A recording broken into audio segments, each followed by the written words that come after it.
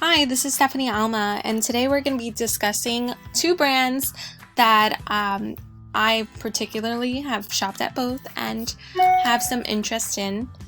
We're going to be discussing online shoes and the retail company Zappos, and what I think are the key strategies that Zappos has and their great branding and marketing strategies they've used to become so successful today. We're going to be following up also with comparing this to Payless Shoe Source, which recently has gone out of business.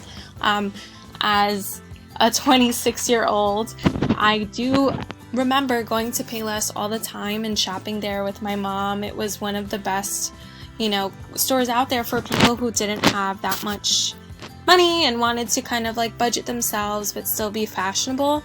A lot of my childhood was with Payless. So it's kind of sad to see them go, but we're going to be discussing where the future is heading and what we use today and what people want today. Zappos was founded by Nick Swinberg beginning in 1998, 10 years before it actually became a part of Amazon, which is a multi-billion-dollar company now. Zappos developed their brand, launching their website, selling shoes, and they received $1 million investment a year into their startup and have been successfully operating ever since. They've been coined as the best strategy as selective service. Zappos really initiates drive by making sure their customers are always stocked with availability and making sure customers have, good customer service as far as having 24/7 customer service and making sure all of their questions are answered so they really know and trust the brand and know that they're going to be buying something, but also it should be what they want. So what does success mean? Success comes in many different forms, and I believe for a successful business at this point, we really need to have a strong e-commerce side of the business and focus really on online shopping. So within the first years of Zappos' inception, it thrived off of an environment where retail stores were really suffering in. They focused solely on e-commerce and investments during its initial phase, so they were developed around marketing and branding and putting emphasis on the 3 C's, which was change, culture, and customer service. So Payless was not really able to replicate the same ethics as it was so used to the in-store shopping, whereas Zappos was really thinking ahead and thinking of where the future was going. So Payless never really showed that they held social responsibility to a higher standard in that regard.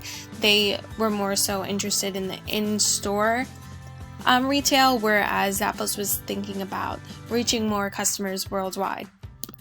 So in the first 5 years, Zappos was able to bring in approximately $296,200 in revenue and $2.8 billion in total annual revenue within the following 4 years.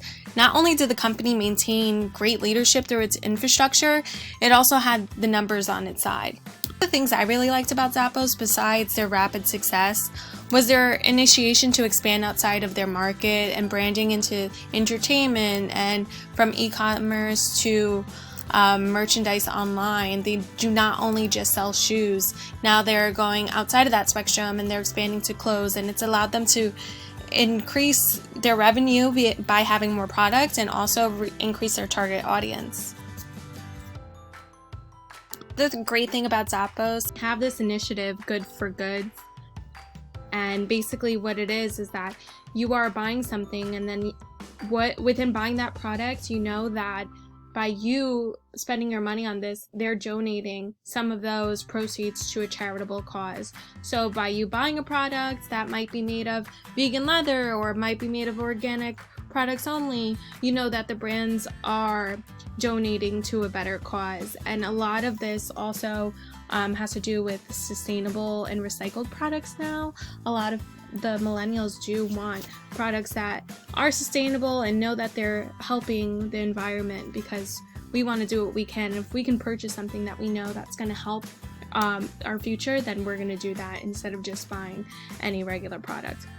From selling shoes to selling clothes to making cultural impactful purchases, Zappos really expanded into the entertainment industry, and they remodified a Caesars Entertainment Center, Planet Hollywood's Axis previous theater, and they rebranded it as Zappos Theater. Payless was never able to capitalize outside of their initial success as women and children's shoes. So this is something that Zappos really succeeded in, and it targeted more people and brought the name out there for Zappos, so they don't just think of Zappos as a shoe store, they think of it as a theater as well. So Payless was an American discount footwear retailer that started in 1956. It grew quickly and became a part of the May department stores in 1979, and then became public and independent. By 2011, sales were at about $3.4 billion, which was a high point for Payless. Fortunately, after many years of success, Payless filed its first bankruptcy in April 2017, following up with filing a second time in February of 2019. So this process included closing 2,000 of its 3,400 locations in the US. Payless couldn't keep up with the times and with other retailers such as Zappos, such as Kohl's, Walmart, Target, that were able to provide not only shoes but a number of other products, and also have a strong website for online purchases. They weren't able to keep up with the times, and they started losing a lot of business, and it just continued to go downhill from there.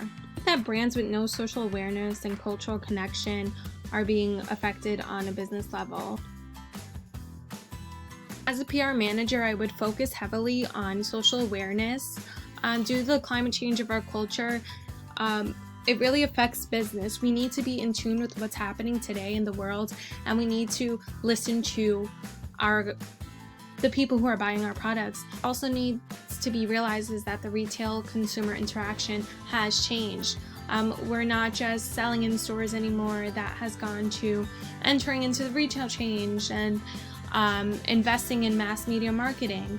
And now, as you can see in this timeline, in the 1990s and on, e-commerce really started to pick up with stores like Amazon, and people are spending most of their time online shopping because they don't have, the time or the want to enter stores. People want on-demand services.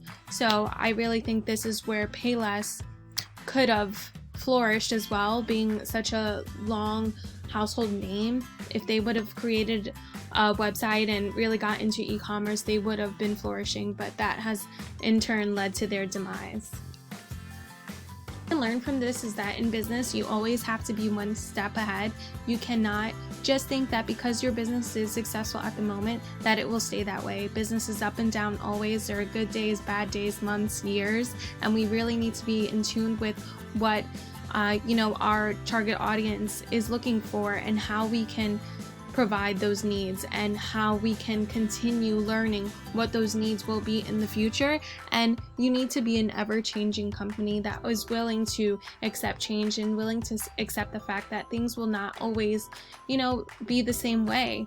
And we have to take those chances, and we have to really listen to the public and what they want.